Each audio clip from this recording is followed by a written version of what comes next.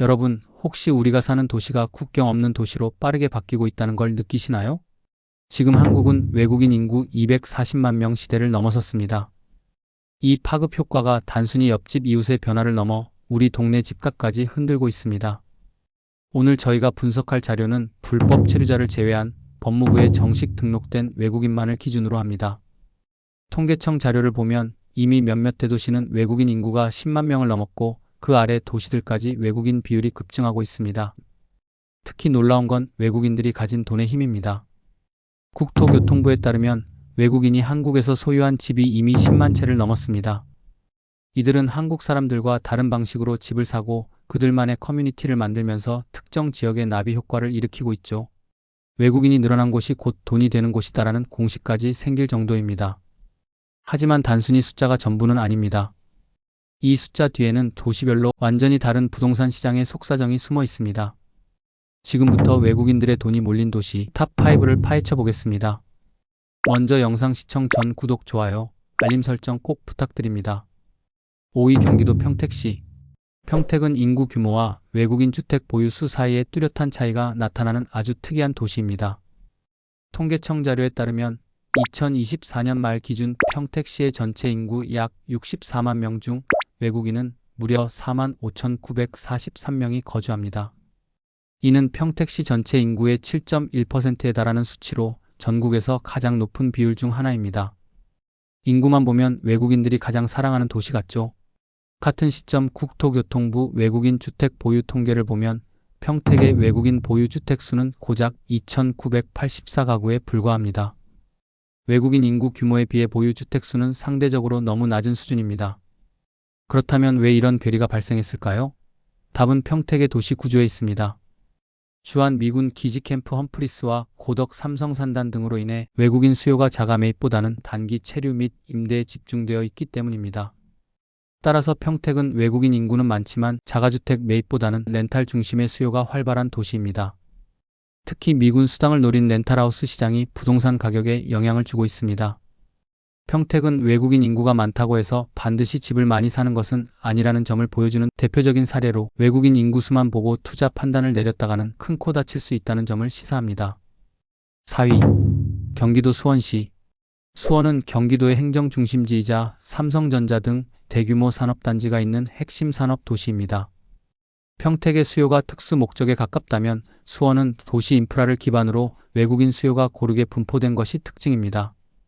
법무부 등록 외국인 통계에 따르면 2024년 말 기준 수원시에는 무려 38,893명의 외국인이 등록되어 있습니다. 이들은 장안, 권선, 팔달, 영통 등 수원의 주요 지역에 고르게 분포해 있습니다. 수원시 복지 통계를 보면 외국인 근로자 7,653명, 결혼, 이민자 4,734명, 외국인 자녀 5,556명 등 다양한 유형의 외국인들이 수원에 뿌리를 내리고 실제 거주하고 있음을 알 수 있습니다. 이처럼 안정적인 외국인 수요는 부동산 시장에도 직접적인 영향을 주고 있습니다. 국토교통부 통계에 따르면 2024년 말 기준 수원시의 외국인 보유주택은 3,429가구로 집계되었습니다. 이는 앞서 살펴본 평택 2,984가구보다 더 높은 수치이며 전국 최상위권입니다.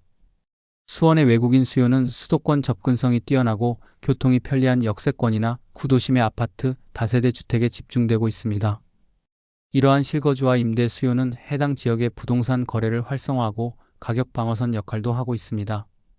이처럼 수원은 산업과 도시 인프라를 기반으로 외국인 실수요가 탄탄하게 자리 잡은 도시입니다. 이들이 만들어내는 부동산 수요는 단순한 숫자를 넘어 지역 시장의 안정성과 흐름을 주도하고 있습니다. 3위 경기도 안산시. 안산은 평택이나 수원과는 다릅니다. 외국인이 단순히 많이 거주하는 것을 넘어 실제 주택시장의 주요 수요층으로 확실하게 자리 잡은 지역이기 때문입니다. 안산이 왜 복합형 도시로 불리는지 두 가지 수치로 살펴보죠. 법무부 등록 외국인 통계에 따르면 2024년 말 기준 안산시의 외국인 인구는 무려 약 5만 명에 달합니다. 이는 전국 기초지자체 중에서도 최상위권에 해당하는 거대한 인구 규모입니다. 하지만 진짜 놀라운 건 다음 수치입니다.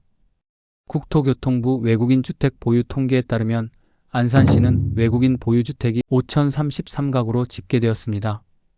이 수치는 전국 시군구 중 2위를 차지했으며 경기권과 비수도권을 통틀어도 가장 높은 수준입니다. 결국 안산은 인구도 많고 주택 보유도 활발한 실거주와 투자가 동시에 존재하는 독특한 복합형 도시가 된 것입니다. 특히 원곡동, 선부동 일대를 중심으로 외국인 커뮤니티가 형성되면서 다문화 주택 수요가 뿌리내리고 있으며 더불어 기존 내국인 시장과는 다른 흐름을 보이는 외국인만의 독립적인 수요 블록을 만들어내고 있습니다. 외국인 수요가 향후 시장 안정성과 흐름을 이끄는 또 하나의 중심축이 될 수 있다는 점이 안산의 가장 큰 특징입니다. 2위, 경기도 부천시. 부천은 오늘 분석하는 도시 중에서도 가장 이례적인 패턴을 보여주는 사례입니다. 인구는 적은데 집은 전국에서 가장 많이 샀다. 부천의 놀라운 역설입니다.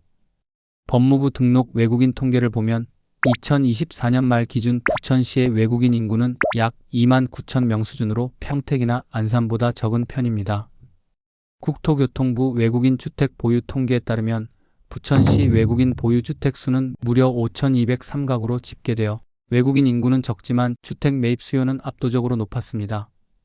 이는 명백한 투자 중심형 도시라는 증거입니다. 부천은 서울과 인접한 지리적 이점과 상대적으로 낮은 집값이 결합된 지역으로 외국인들이 실거주보다는 임대 수익이나 시세 차익을 노리고 집중적으로 매입하기 때문입니다.